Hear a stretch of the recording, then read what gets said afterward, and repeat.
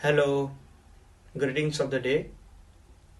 I am going to present one video presentation based on subject corporate accounting, and this this video presentation is based on one individual assignment, which title is accounting for income tax. So this assignment aims at explaining the treatment of the income tax as per the income tax law in the books of the company. So basically, it explains the whole story of the income tax law in the books of the company. Yeah. So yes, next.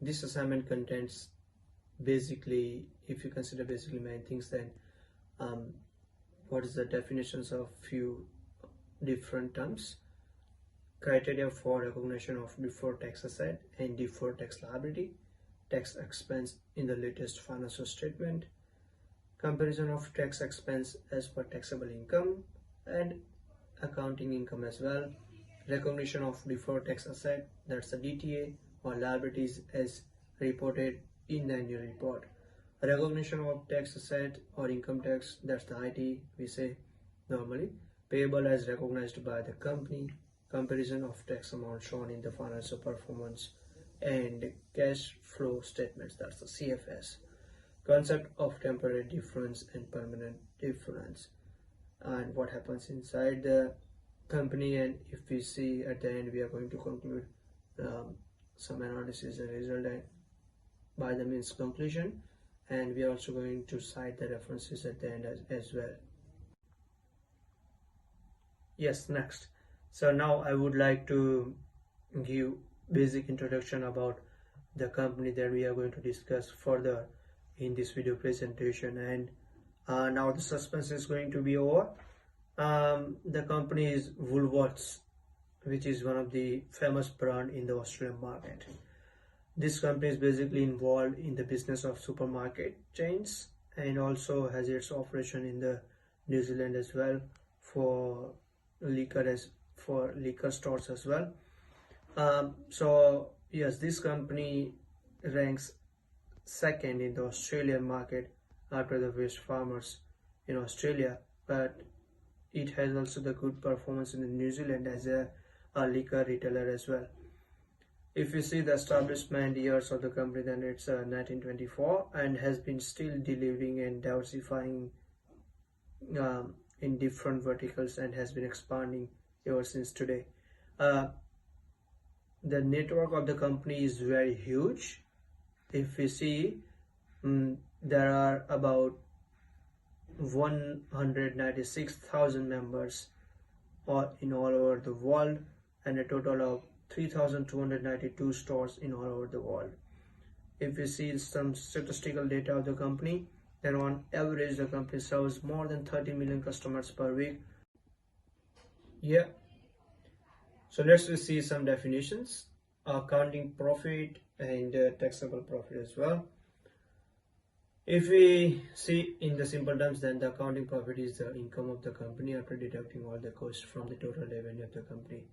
While if we see the taxable profit, it is calculated by adding non-allowable expenses and deducting allowable expenses, and income credited in profit and loss accounting from accounting profit. It is the amount of income on which income tax for a year is calculated. Yeah. So recognition criteria of deferred tax assets and deferred tax liability. A deferred tax, whether asset or liability, should be recognized in the annual report as per the regulations mentioned in the AASB and the IAS.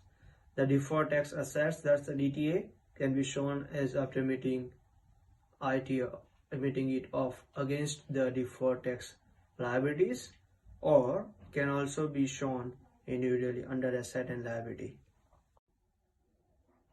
Yeah.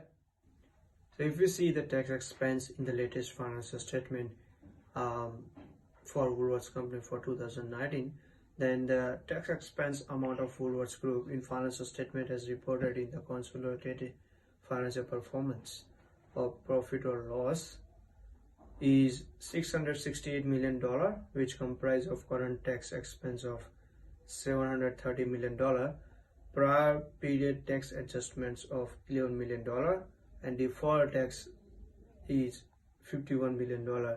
So this tax expense of $668 million is profit from operations. Yeah, so let's go for the comparison of tax expense as per taxable income with accounting income.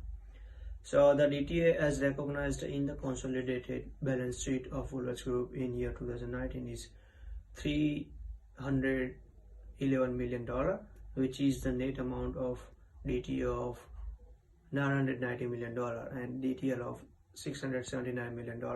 The DTA amount is comprised of property, plant and equipment, provisions and accruals, cash flow hedges, while the deferred tax liability is comprised of intangible assets, unrealized foreign exchange difference, prepayments, and other amounts as well.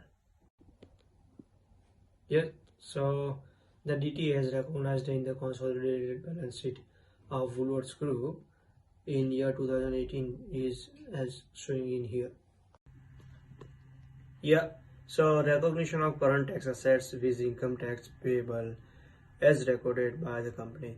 As per the consolidated statement of financial position of Woolworths Group, the current tax payable as recorded in the consolidated statement of financial position in the year 2019 is $84 million, and current tax payable is recorded in the consolidated statement of financial position in the year 2018 is $110 million. Yeah, so comparison of tax amount shown in the income statement with cash flow statement. The income tax expense show in the income statement same as the income tax paid show in the cash flow statements is not same. So income tax expense is the calculation of tax amount for a given period which does not show any outflow of the cash flow or cash, whereas income tax paid is the amount which is paid during the year and is the real outflow of cash from the company to the government. Yeah, so concept of temporary difference and permanent difference.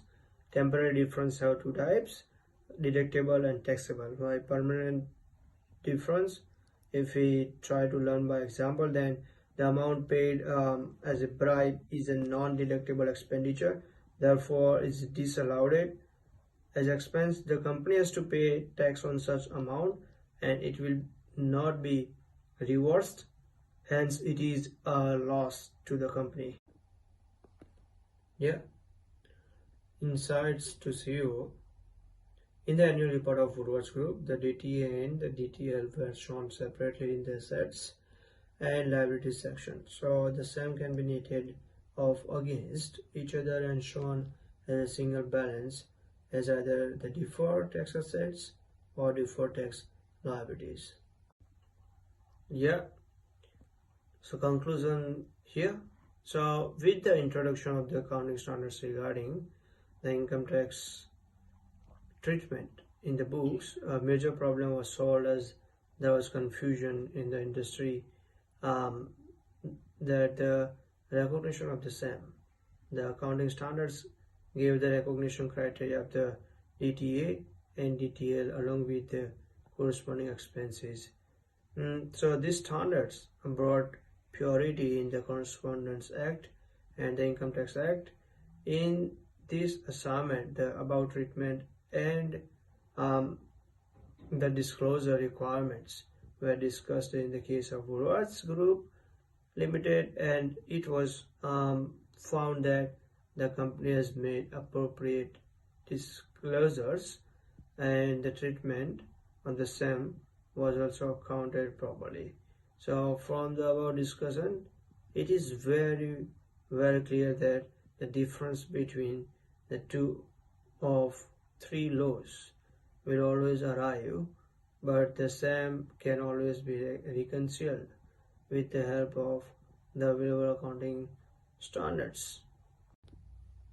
Yeah, so here are the references. The list of references are here which are used in making this presentation. Yeah, so thank you very much, respected sir, and dear all my friends, for watching my video. Thanks once again. Thanks a lot. Bye.